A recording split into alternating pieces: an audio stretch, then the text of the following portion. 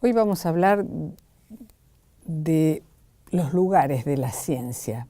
A ver si me explico bien.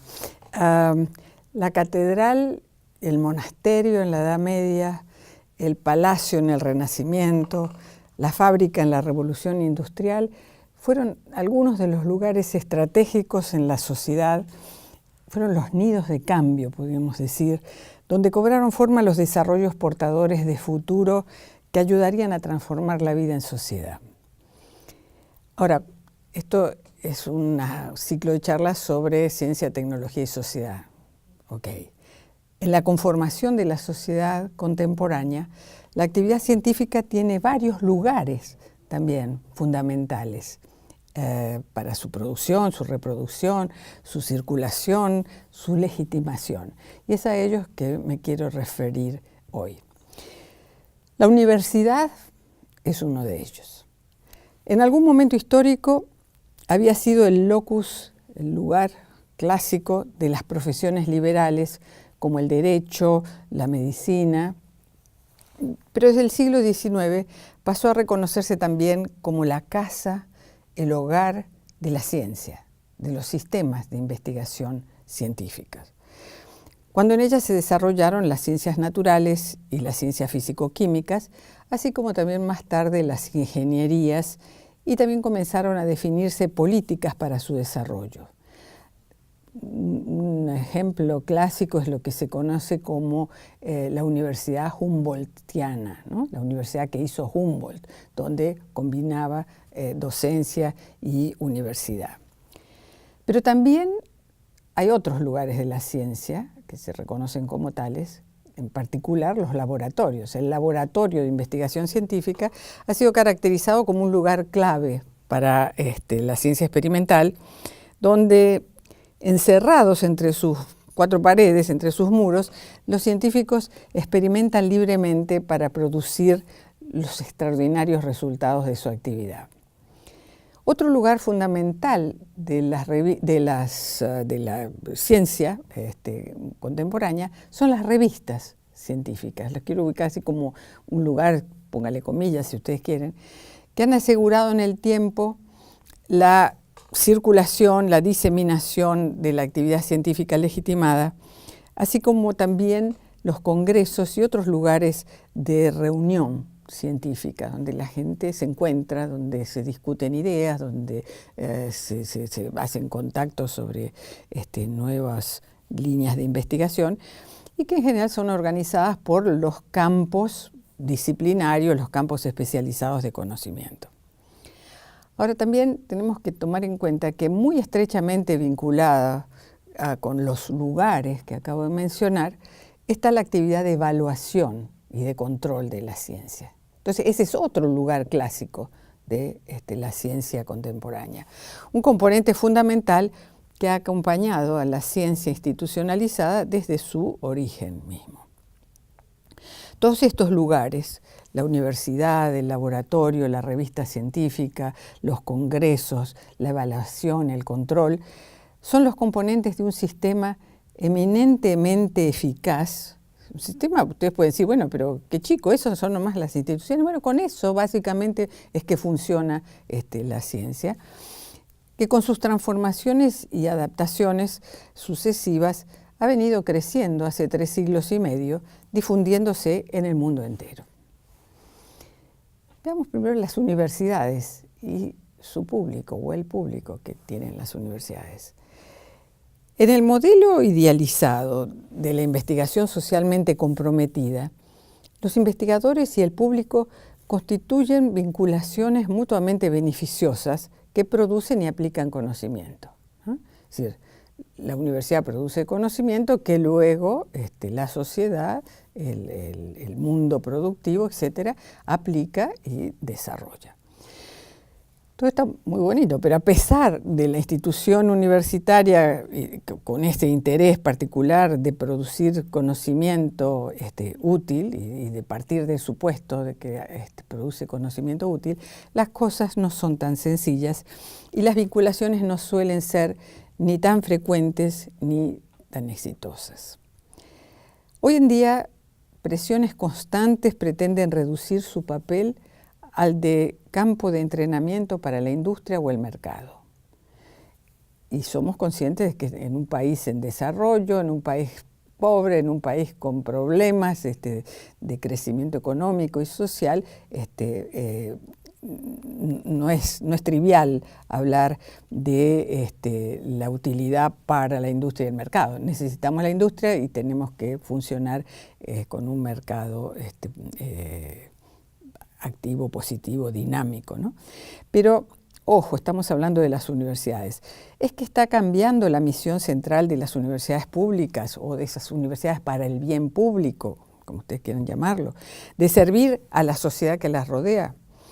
Vemos que en una era cuando se afianza la idea del cerebro científico global, por todo esto de la movilidad de la ciencia y de los científicos y el hecho de que estamos en un mundo cada vez más globalizado, en una economía global donde el conocimiento es tan importante, las universidades que se mueven en el nuevo contexto de movilidad internacional de la fuerza de trabajo científico tratan también de comprometerse cada vez más con las comunidades de su entorno inmediato. Y hace un rato estábamos hablando justamente de la Feria de Economía Solidaria que tiene lugar aquí en la sede de la Universidad de Quilmes, que es una expresión más de esa voluntad de comunicación con el entorno. Entonces, veamos un poquito lo que va de ayer a hoy, ¿no? En la retórica dominante se espera que las universidades sean fuentes de nuevo conocimiento, motores de prosperidad, de innovación, impulsoras del crecimiento regional, de la migración experta, de la competitividad global, constructoras de la igualdad y de la oportunidad. No sé si se quedó algo en el camino, porque parece que es todo, ¿no?, lo que tiene que hacer la universidad. Una agenda muy grande, muy diversa, muy fuerte. Desde los años de 1950, por lo menos, aunque en algunos de nuestros países de América del Sur un poco más tarde, porque las cosas suelen llegar con cierto retraso, el modelo hegemónico ha estado ligado al complejo militar industrial. Desde los 90, agentes políticos y económicos se volcaron a las universidades para impulsar lo que se llamó la economía global del conocimiento. En ese periodo, la educación superior pasó, podríamos decir casi desde los márgenes, porque siempre se quedaba un cachito al margen de la cosa, al centro de la sociedad y acumuló, como vimos, una larguísima lista de funciones. Fundamentalmente, lo que vemos es que las universidades han sido reformadas para focalizarlas más estrechamente en la producción de las dos materias primas principales de la economía hegemónica: conocimiento y recursos altamente capacitados, justamente en una época en la cual las consecuencias negativas de este foco económico restrictivo pueden ser finalmente identificadas, medidas y analizadas. Y aunque las universidades no son las instituciones más importantes de la época actual, que algunos autores califican como el antropoceno o el capitaloceno, y al cual nos vamos a referir en otra charla, no obstante, están implicadas en su formación y en el desarrollo de lo que hoy se conoce como la tecnociencia. Los métodos de evaluación que mencionábamos antes, basados en evidencia, se nos dice, priorizan las publicaciones académicas, que notoriamente tienen en términos relativos pocos lectores, pero que pesan mucho en los rankings globales de las universidades y de los científicos. Como tal, la evaluación resulta un instrumento que desvía el esfuerzo académico de otros fines de la universidad. A mucha gente no le gusta que uno diga esto, pero siento que tengo que decirlo. Que pudieran también ser parte de los propósitos del gobierno, por ejemplo, transferir ideas a la industria o contribuir más ampliamente a los debates sociales y la democracia, todo está muy bien. En todos los casos, la evaluación de la investigación basada en la evidencia captura solo algunos aspectos, ciertos aspectos de la universidad, con el peligro de estrechar y empobrecer su misión. Y esa es, por lo menos es mi preocupación en relación con esto. Es preciso desenmascarar, para poder analizar bien las operaciones de la evaluación basada en la evidencia, el EIVE que le dicen, como tecnologías políticas y también su papel en una forma abarcante de gobernanza que estrecha y empobrece los fines públicos de la universidad. Y aquí entra toda una cantidad de mitos de un campo de juego más parejo, que se nos dice que existe. Pero esta forma de evaluación está acompañada por toda una retórica que sostiene que su métrica estandarizada obvia favoritismos e instala el avance meritocrático. Si antes los departamentos tenían unos jefes, varones naturalmente, que eran los únicos que tenían éxito, la nueva retórica de la métrica, que acompaña estas formas de evaluación por la evidencia, fetichizan el financiamiento externo y sistemáticamente ponen en desventaja a las mujeres.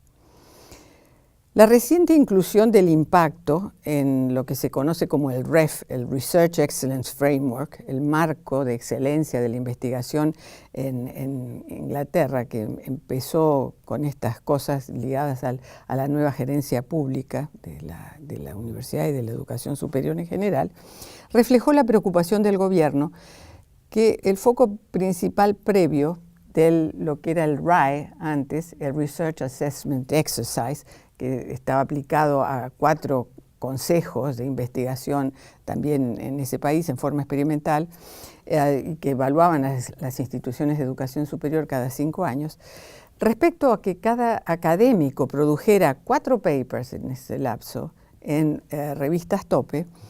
Eso había erosionado la capacidad del personal de proporcionar asesoramiento de políticas a la sociedad. La inclusión del impacto, por lo menos, amplía y complica eso que cuenta, ¿no? Lo que vale, lo que a la hora de las chiquitas cuenta cuando nos evalúan el puntaje. En nuestros países, además, se espera que las universidades sean los críticos y la conciencia de la sociedad. Y también que diseminen sus investigaciones a la sociedad que las rodea. Pero a mí me tocó verlo en México, no sé, me imagino que acá debe ser lo mismo porque lo vi en Colombia, lo vi en Venezuela, lo vi en Inglaterra, lo vi en Francia, es que cuando uno llegaba en el instituto o en la que se encontraba e invitaba a colegas para hacer proyectos o participar en proyectos de vinculación, de volcarse al medio, al contexto inmediato, a la región, a la sociedad, los investigadores jóvenes en general, que tenían, en este caso eran investigadores de la UNAM, estaban tan presionados para poder llegar a juntar los puntos que los promocionaran y le dieran estabilidad en su trabajo en la universidad, que no podían dedicarse a más nada. Así que olvídate de la posibilidad de hacer un trabajo efectivo con el medio si estás pensando en juntar puntos a través de tus publicaciones para hacer carrera. Bueno, entonces, ¿cómo era la cosa? ¿Cómo se fue desarrollando esto en la universidad en relación con la ciencia? Creo que hay una imagen muy bonita que desarrolló hace años Derek de Sola Price que tiene que ver con la idea de la pequeña ciencia, the little science, la ciencia chiquita, ¿no? La ciencia pequeña, que fue la ciencia como se hacía y todavía la hacemos en el grueso de nuestras instituciones. La pequeña ciencia fue la forma clásica como se desarrolló la investigación científica durante muchas décadas en las universidades. Estaba organizada en torno a un profesor y un grupo de estudiantes que se interesaban más allá de las clases en hacer investigación. Esos estudiantes, a veces, si tenían suerte, lo hacían como estudiantes rentados, generalmente con becas, ¿no? En casos privilegiados, cuando las universidades tenían los recursos necesarios, había asistentes a sueldo de la universidad. A través de su trabajo de investigación, usualmente como resultado de su curiosidad individual, y con aparatos que él mismo fabricaba o que se hacían en un taller de instrumentación de la misma facultad, el profesor enseñaba a sus alumnos mientras él también incursionaba en la investigación. En ese entorno organizacional fueron creciendo las varias disciplinas científicas hasta que el proyecto en Manhattan, durante la Segunda Guerra Mundial en Estados Unidos, con ese proyecto se hizo evidente que había surgido una nueva forma de organización para producir conocimiento científico-técnico que entre otras cosas modificó también a la institución universitaria y a la misma ciencia. Pero bueno, veamos entonces, ya vimos la Little Science, la pequeña ciencia, vamos a ver el laboratorio de investigación. Es un enfoque micro que tuvo mucho desarrollo en la investigación social, fue el de la observación directa del sitio real de investigación, frecuentemente el laboratorio científico, para examinar cómo los objetos de conocimiento se constituyen en la ciencia. Una mirada de este tipo, en lugar de focalizarse, como solía hacerse hasta entonces, en los efectos de gran escala de la ciencia, comenzó a concentrarse en las experiencias de contactos cotidianos estrechos con científicos de laboratorios por periodos prolongados. Y se empezaron a hacer estudios de laboratorio. ¿Qué demonios pasaba dentro de los laboratorios, que siempre eran lugares sacrosantos donde nadie que fuera ajeno al laboratorio podía entrar? Un poco como estamos en este estudio donde se está grabando, entonces nadie puede entrar si interrumpen cosas, ¿no? Vaya a saber qué cosas. En ese contexto se buscaba entender cómo se construyen los hechos en el laboratorio, los hechos de la ciencia, y cómo un sociólogo podía explicar esa construcción. De esa manera se buscaba analizar los procesos de interacción entre científicos y otros actores, dentro de los cuales y a través de los cuales las creencias científicas cobran forma. Pero del laboratorio académico también se fue pasando bastante rápidamente al laboratorio industrial. Porque tenemos que ver que los laboratorios y los experimentos están estrechamente vinculados. Pero los laboratorios tienen más entidad que los experimentos, porque los experimentos se disuelven en el procesamiento de actividades, ¿no? El laboratorio aparece ahí, por lo menos es un lugar, es un cuarto, es un espacio, ¿no? Ahora, si nos fijamos, en muchas ciencias experimentales no son lo que llamaríamos ciencias de laboratorio, ¿no? En la carrera de agronomía hay muchas cosas que se hacen en campo, ¿no? Y de ahí ustedes pueden ver que siempre hay agrónomos que lo que quieren hacer es que sus campos experimentales estén bien en el camino de entrada, en la ruta principal de la estación experimental, para que se vean. Entonces, así eso es una manera de adquirir visibilidad también antes de la publicación del paper, porque ven los experimentos que están haciendo en campo, no dentro del laboratorio. Y así hay distintas ciencias experimentales que no son de laboratorio. Las características de la investigación en las instituciones académicas contrastan en conjunto con las del medio industrial. La envergadura de los proyectos suele ser mayor, naturalmente, en este último contexto. Y hoy no nos da el tiempo para referirnos a los laboratorios industriales, que es un mundo realmente maravilloso, es un mundo muy interesante de explorar, pero diremos que lo que se conoce como la investigación y desarrollo, la I+D famosa de la investigación industrial, para que ella se convierta en una fuente poderosa de innovación, se necesita todo un contexto estratégico en el cual pueda usarse el conocimiento. Esto es una estrategia corporativa, su estructura, la organización del trabajo en equipo y el conocimiento. En el programa de investigación industrial se mezclan la libertad creadora de ese científico, que típicamente en el contexto académico tiene una libertad casi total, con necesidades prácticas de la actividad industrial y de los tiempos y los precios, en fin, de lo cual los argentinos son muy expertos. Dejamos aquí lo de los laboratorios industriales porque no nos da el tiempo. Pero en todo esto, para poder llegar a las revistas y a la evaluación, necesito referirme a este proceso de conversión de un tipo de capital a otro, que es el ciclo de credibilidad que han trabajado autores como Pierre Bourdieu, como Bruno Latour, como otra gente. Latour propone que a través de ir ganando credibilidad por su trabajo, por su producción científica, que le otorga citaciones, le otorga citas, es decir, por el reconocimiento explícito a su trabajo, la publicación de trabajos en revistas prestigiosas y en instituciones con buena acumulación de recursos, el científico puede ir incrementando su credibilidad y con ello va ganando crédito, ¿no? Que le permitirá obtener subsidios y más subsidios, es decir, más plata para poder seguir haciendo investigación. Entonces, crédito como recompensa y crédito como credibilidad distinguen a las habilidades de los científicos de hacer ciencia. Son diferentes aspectos de las relaciones sociales de la ciencia hacia afuera, la sociedad, y hacia adentro, la comunidad de practicantes. La idea es suponer a los científicos como gente que invierte en credibilidad más que solo como buscadores de recompensa, del premio de la fama, ¿no? Explicando así una cantidad de casos extraños de comportamiento científico en términos de la conversión de una forma de credibilidad en otra por parte de ellos mismos, de los propios científicos.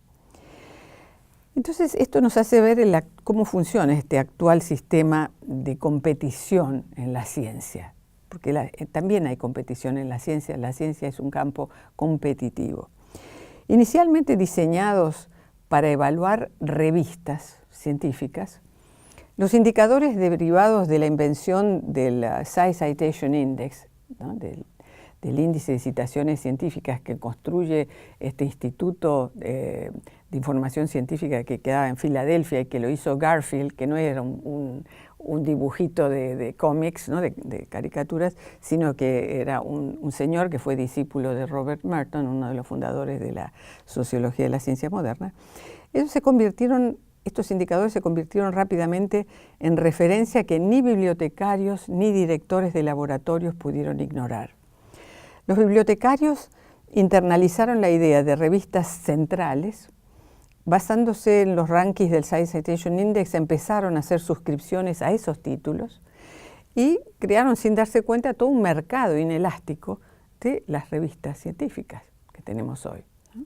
Que son las revistas importantes, las que hay que tener, el núcleo duro de revistas que hay que tener si uno quiere ser alguien, si una universidad quiere ser alguien también en la ciencia. Esto es. Empresarios como Robert Maxwell, y yo me acuerdo de él porque cuando fui a estudiar a Inglaterra estaba la librería clásica en Oxford, que era Blackwell's, ¿no? Que era una librería maravillosa donde uno se podía sumergir por varios pisos, sótanos, todo lleno de todos los libros que se te ocurran.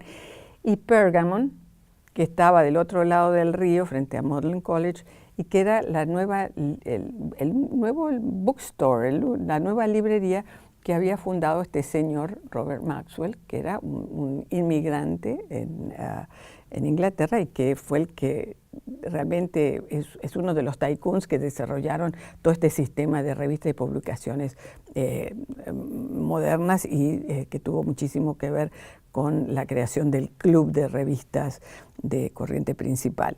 Se especializaba en revistas científicas y técnicas, ¿no? Que era todo el boom de la ciencia en esa época. Bueno, Robert Maxwell se dieron cuenta enseguida, él y otros, de las oportunidades comerciales y empezaron a elevar los precios de las suscripciones.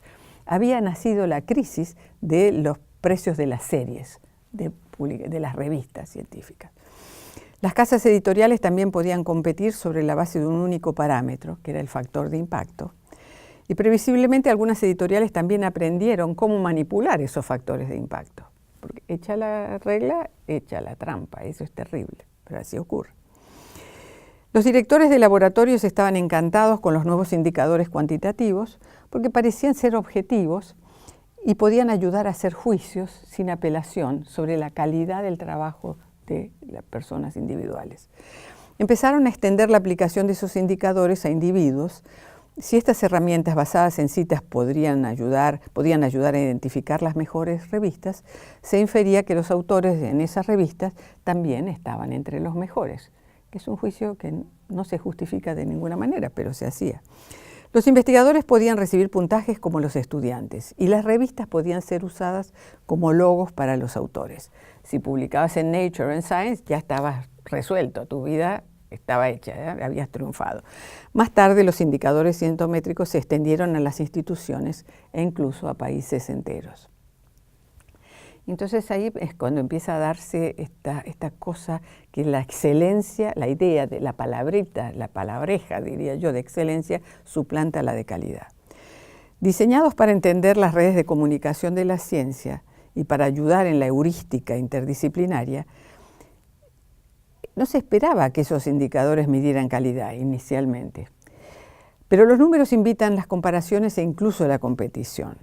En lugar de evaluar si una pieza de trabajo satisface cierto umbral de saber científico o no, se introdujeron los rankings, ostensiblemente para identificar a los mejores más que a los buenos, ¿no? Entonces era una carrera de locos.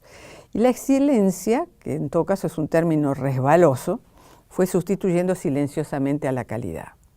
Presentada erróneamente como sinónimo de calidad, la búsqueda de la excelencia domina hoy la empresa científica por completo. Y así vemos cuáles son los papeles reales de las revistas científicas disciplinarias. Las disciplinas se sitúan en la bisagra de búsqueda de autonomía y legitimidad como campos de estudio y al mismo tiempo se relacionan con los mecanismos contemporáneos de consagración y acumulación del capital científico. Si repensamos a las revistas científicas como agentes de consagración en un espacio disciplinar definido, podemos adentrarnos en la identificación de los mecanismos de legitimidad que estructuran prácticas de publicación y al mismo tiempo las tensiones que rodean a las prácticas editoriales. Esto permite indagar con profundidad la extensión de la comunicación científica en disciplinas particulares, al permitir indagar dónde producen, qué instituciones son las más prolíficas, cuáles son las modalidades de circulación y qué estrategias de indexación han llevado a cabo. Una estructura jerárquica y desigual del mundo científico se consolidó a partir de la creación de grandes corporaciones editoriales que se encargaron de constituir una ingeniería de parámetros de evaluación de la ciencia, a partir de la cual se inició una categorización de la excelencia por sobre la calidad de la revista. Alrededor del ISI, del Instituto de Información Científica de Filadelfia, el Web of Science, es decir, la Red de la Ciencia, y Scopus, son dos marcas de indexadores, se forjó una suerte de acumulación primitiva de prestigio científico que benefició a ciertas zonas geográficas del mundo, a grupos idiomáticos y disciplinas, al mismo tiempo que fue ampliando la distancia con áreas periféricas, cada vez más desprovistas de reconocimiento internacional. Concretamente, la circulación internacional del conocimiento se materializa en redes, en proyectos internacionales, en movilidades académicas y otras formas de investigación colaborativa. Curiosamente, son los circuitos de publicación los espacios privilegiados de consagración académica. Y por eso vemos a nuestros científicos que están desesperados por pertenecer a redes, a programas internacionales, que son los que les permiten entrar dentro de esos circuitos y no otros. Por supuesto estoy exagerando, pero bueno, para tratar de mostrar un punto. Y las revistas entonces aparecen como guardabarreras de la ciencia. La constitución de una estructura mundial académica vinculada a la conformación de mecanismos de legitimación basados en citas, en índices de impacto, en rankings de revistas y de artículos, ha promovido la necesidad de repensar las revistas periféricas producidas por instituciones y grupos con menos prestigio. Es decir, nuestras revistas, las que se hacen en nuestro país, en nuestra región latinoamericana y en otras regiones periféricas del planeta. ¿Por qué? Porque la circulación de las revistas se inserta en circuitos de publicación que en regiones como América Latina adquieren características particulares que oscilan entre la adaptación a los criterios de la corriente principal y la generación de estrategias de visibilidad más locales y nacionales, ¿no? Todo esto fue un proceso paulatino en el que las revistas se fueron constituyendo en los guardabarreras, en los gatekeepers de la ciencia. Las luchas por el capital simbólico entre investigadores y editores comerciales fueron profundizando toda una serie de cuestiones de gran importancia en la configuración actual de poder en el sistema académico. Entonces se dieron circuitos de publicación, circuitos de validación que es necesario hoy repensar el sistema. Tenemos que revisar profundamente las estrategias de visibilización y acceso de las revistas científicas latinoamericanas, las cuales tienen que estar vinculadas con las estructuras universitarias de edición de revistas y con la misión o las misiones de la propia universidad.